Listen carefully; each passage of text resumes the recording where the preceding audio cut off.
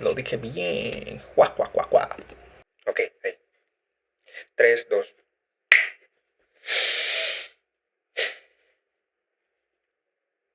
Hola, la.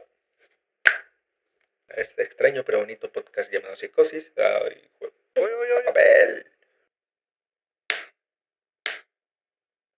Hola a todos, a todas y a todas. Sean bienvenidos una vez más a este extraño pero bonito podcast llamado Psicosis. Soy Eduardo Brockman y te invito a que me acompañes en este episodio porque te traigo un tema demasiado interesante. Un tema que puedo llegar a decir que me apasiona, que me llama mucho la atención y que ha sido objeto de plática y controversia para muchas personas. Y te estoy hablando sobre el caso de Bob Lazar, sus teorías y su encuentro con... Ok, para irnos de lleno, de nuevo, voy a hacer aquí el disclaimer. Tengo mi guión aquí y me está costando ver mucho a la cámara, así que sorry por eso. Pero eventualmente iré mejorando, ¿ok? Así que voy a tratar de estar viendo la cámara. Así que empecemos. Vamos con el episodio.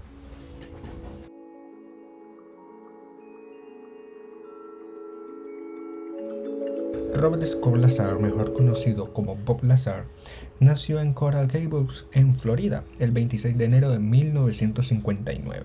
Es un escritor, ufólogo y teórico de conspiración estadounidense, reconocido por proclamar haber trabajado desde 1988 a 1989 como físico en una zona militar llamada S4 o Sector 4, situada cerca de Groom Lake, Nevada.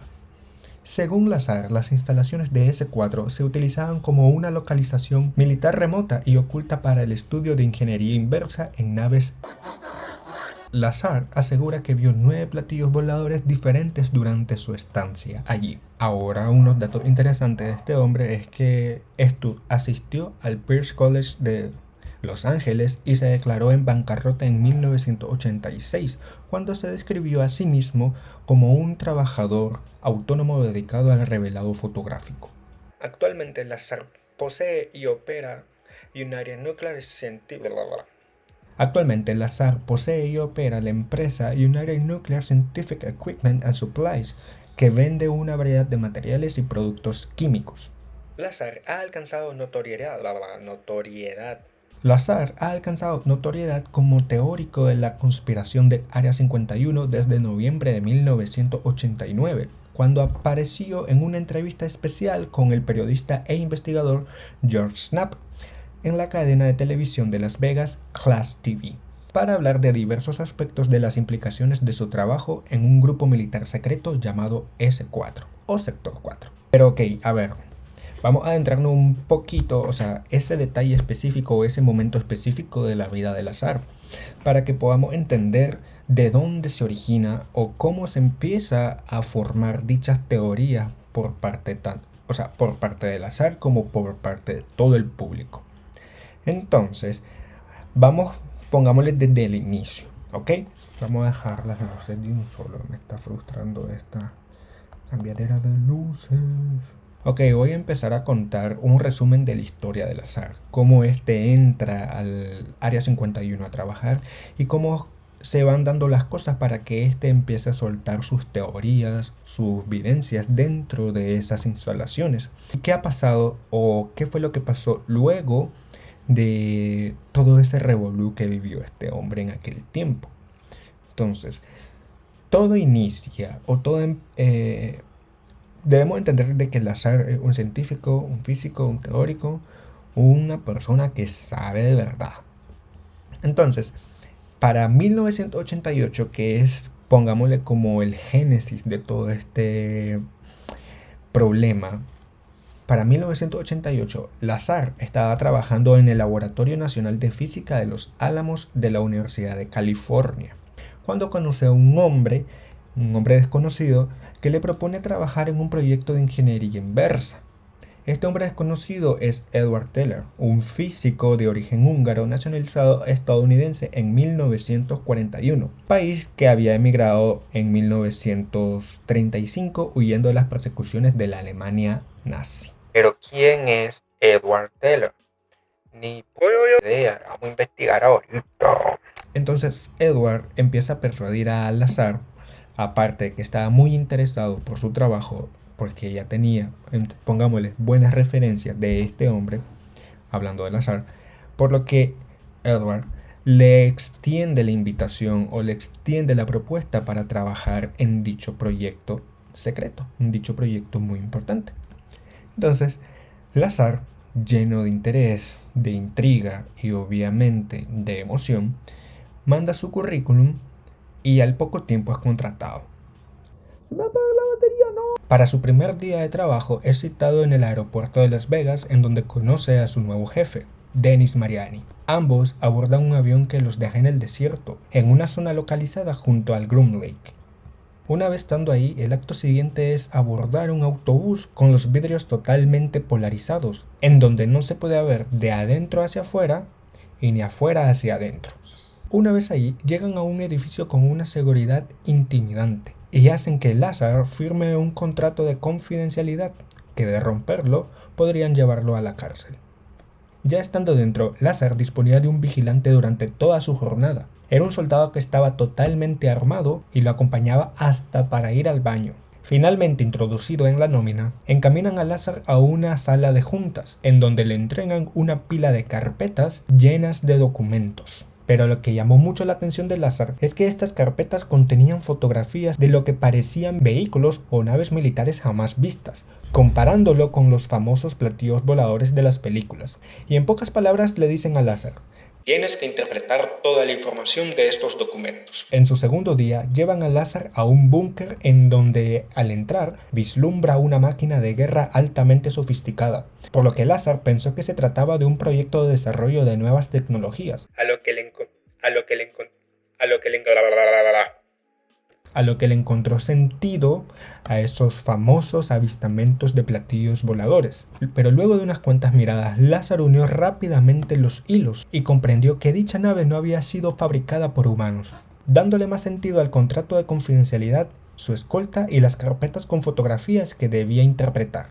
Tras 5 meses de trabajo, Lazar no podía contener más el secreto, por lo que le cuenta a su esposa y amigos cercanos. Estos, una vez ya enterados, se ponen de acuerdo en ir cerca del Área 51 y observaron atónitos las pruebas de vuelo de dichas naves, dándole así credibilidad a Lazar. Esa misma noche fueron descubiertos, pero sin muchas consecuencias hacia los otros. Pero a Lazar lo despiden y extrañamente solo deciden amenazarle, a tal punto de que Lazar llegó a considerar su propia muerte. En medio de esta tormenta de acoso gubernamental, Lazar da una primera entrevista bajo el seudónimo de The Mix, contando toda su experiencia, y el público estadounidense, en ese momento intrigado, empiezan a cuestionar y a consultar sobre el famoso The Mix. ¿Quién es este hombre? ¿Quién es esa persona? ¿Por qué está contando todas estas historias fantásticas de seres alienígenas? Los resultados o las consecuencias para Lazar no fueron favorables. Dicho acoso gubernamental empezó a crecer más y más, por lo que Lazar, bajo esa presión y la desesperación, decide otorgarle una segunda entrevista al investigador y periodista George Knapp en la cadena televisiva de Las Vegas Class TV, pero esta vez mostrando su rostro para que el pueblo estadounidense ubicara realmente quién era Bob Lazar. Y para la sorpresa de todos, y más para Lazar, prácticamente todos los registros de su pasado fueron borrados casi que a lo inmediato de su despido. Ok, hasta este punto ya conocemos cómo inicia dicha historia, dichas teorías emitidas por Bob, pero hagamos un pequeño resumen. Y esta vez sí me voy a dar el lujo de leer, porque quiero leerlo textualmente. Sabemos que Bob Lazar afirma que fue introducido inicialmente para trabajar en la S4 por Edward Teller. Sus tareas habrían consistido en investigaciones científicas del sistema de propulsión de uno de 9 platillos volantes, como una parte general del proyecto de ingeniería inversa en curso que tenía lugar en dicha sede S4, en dicho sector. Desde las primeras observaciones de Lazar en la S4, pensó que los platillos voladores eran aviones secretos terrestres, cuyos vuelos de prueba deben haber sido responsables de muchos informes de ovnis. Gradualmente, y por los múltiples documentos que había leído detenidamente y que le habían mostrado en la S4, Lazar llegó a la conclusión de que los platillos eran de origen extraterrestre. En cuanto a las teorías expuestas por Lazar sobre los estudios de física aplicada que llevó a cabo en las instalaciones de la S4, asegura que el elemento atómico 115 asegura que el elemento atómico 115, conocido también como un elemento sintético con el nombre de unupentio, hoy denominado moscovio, y cuyo símbolo es UUP, serviría como combustible nuclear. El elemento 115, según Lazar, aportaría una fuente de energía, la cual produciría unos efectos antigravitatorios bajo un constante bombardeo de protones, junto con la antimateria, para conseguir una vasta producción de energía. A medida que el campo de interacción nuclear fuerte del núcleo del elemento 115 está debidamente amplificado, el efecto gravitacional a gran escala resultante vendría a ser una distorsión o deformación del espacio-tiempo, que de hecho acortaría considerablemente la distancia y el tiempo de desplazamiento hacia un determinado destino. Según Lazar, participó en reuniones informativas en donde aseguraban convenios entre seres extraterrestres y la Tierra de hace ya más de 10.000 años. Lazar afirma que los seres extraterrestres, o grises como él los llamaba, provienen del sistema binario de estrellas Zeta Reticuli. Ok, ya conocemos como gran parte de cómo inicia toda esta historia, ¿verdad? Pero ¿qué pasa con la credibilidad realmente actualmente existen personas que le creen a Lazar o lo siguen tildando como un loco más? Ahora, recuerdan que les comenté de que cuando Lazar hace su primera entrevista bajo el seudónimo de The Mix y luego hace la segunda mostrando su rostro, para la sorpresa de él y para muchos, su pasado prácticamente fue borrado, o los registros de su pasado fueron borrados. Bueno, eso fue como la gota que derramó el vaso. La credibilidad de Lazar sufrió un duro revés cuando se descubrió que las escuelas y universidades a las que él afirmaba haber asistido no tenían constancia alguna de él. Pero lo más extraño es que nadie de la comunidad afirma haberlo conocido. Ahora, aquí hay 3 puntos que ponen en duda la credibilidad de Lazar, aparte de que cuyas universidades afirman no tener registros de esta persona y de que muchos de la comunidad científica niegan haberlo conocido. Otros puntos son de que el informe de Lazar se considera falso por el hecho de que mientras el elemento 115 se encuentra en el rango postulado de número atómico de gran estabilidad, experimentos en la Tierra indican una vida de segundos en lugar de años. En 2004, un equipo de científicos estadounidenses y rusos tuvieron éxito al producir el elemento 115 como un isótopo inestable con una vida media de 100 milisegundos. Lazar dice poseer títulos del Instituto Tecnológico de California y del Instituto Tecnológico de Massachusetts. Sin embargo, su nombre no aparece en el listado de alumnos de ninguna de esas instituciones. Ni siquiera los anuarios de su época contienen imágenes o alguna referencia a él. Lazar afirma que esto es resultado del borrado de su identidad por parte del gobierno. En su sitio de internet se lee en la sección About: Bob trabajó en el Laboratorio Nacional Los Álamos, específicamente en la Mason Physics Facility, a cargo de experimentos con el acelerador de partículas lineal. Sin embargo, el laboratorio niega haber empleado a Lazar alguna vez. Entonces, ¿Lazar trabajó o no trabajó en el Área 51? ¿Observó o no observó las naves espaciales? ¿Tocó o experimentó con dichas naves? Pues prácticamente es una duda casi que eterna, puesto que a pesar es su palabra contra la del gobierno, su palabra contra la de las personas, porque él, a pesar de tener pruebas, porque una de las pruebas más tangibles es su credencial. Entonces, o sea, su credencial de trabajo cuando estaba en la S4.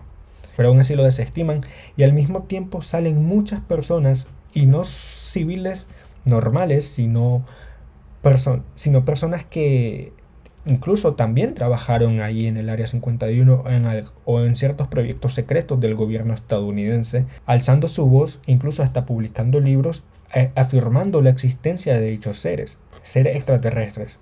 Entonces, simplemente las personas como nosotros que realmente no conocemos muy bien el contexto o no vivimos en esa época todo ese revolú, nos quedamos en la línea de en medio, puesto que a como puede ser verdad, porque tiene muchos argumentos y muchas pruebas, a como puede ser mentira, a sabiendas de que el gobierno estadounidense llega a callar e incluso hasta desaparecer personas por andar revelando sus secretos.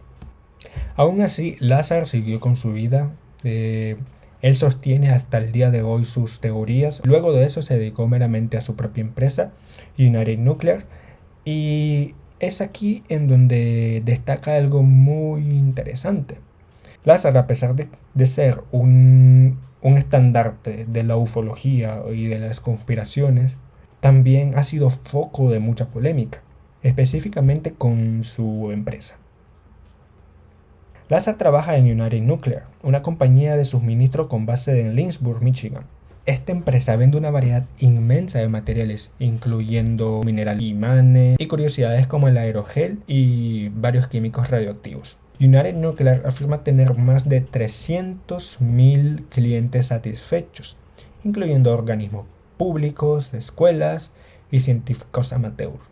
Esta empresa tiene un historial de problemas legales.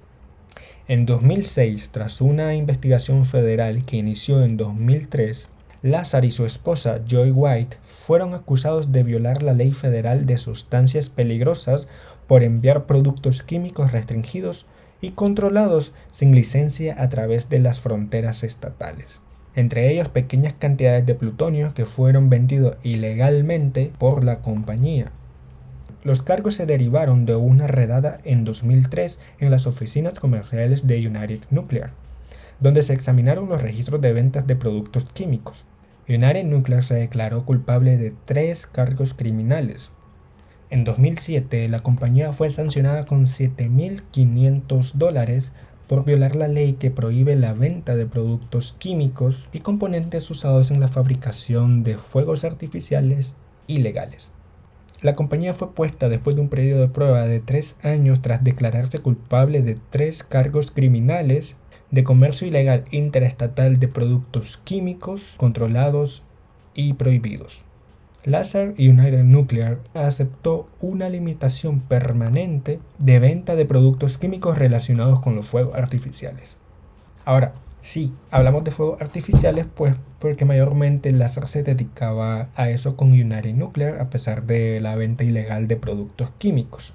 Se dedicaba tanto a la venta tanto a los fuegos artificiales que creó un festival, el Desert Blast. Lo crea junto con su viejo amigo Gene Huff, un festival anual en el desierto de Nevada para entusiastas de la pirotecnia, a partir de 1987, pero fue nombrado formalmente en 1991, ya que el nombre se inspiró en la Operación Tormenta del Desierto.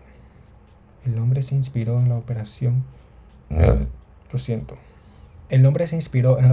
Tormenta del Desierto tras la Guerra del Golfo, el cual fue un conflicto bélico librado por una fuerza de coalición autorizada por las Naciones Unidas, compuesta por 34 países y encabezadas por Estados Unidos contra la República Iraquí, en respuesta a la invasión y anexión iraquí del estado de Kuwait. El festival presenta explosivos caseros, cohetes, vehículos a reacción y otras pirotecnias con el objetivo de enfrentar el aspecto divertido de la química y la física. Pero a pesar de todo esto, a pesar de esta parte positiva de la empresa de Lazar, los problemas no se acaban ahí, puesto que hay otra acusación mucho más grave, aparte de la venta ilegal de productos químicos en el país estadounidense.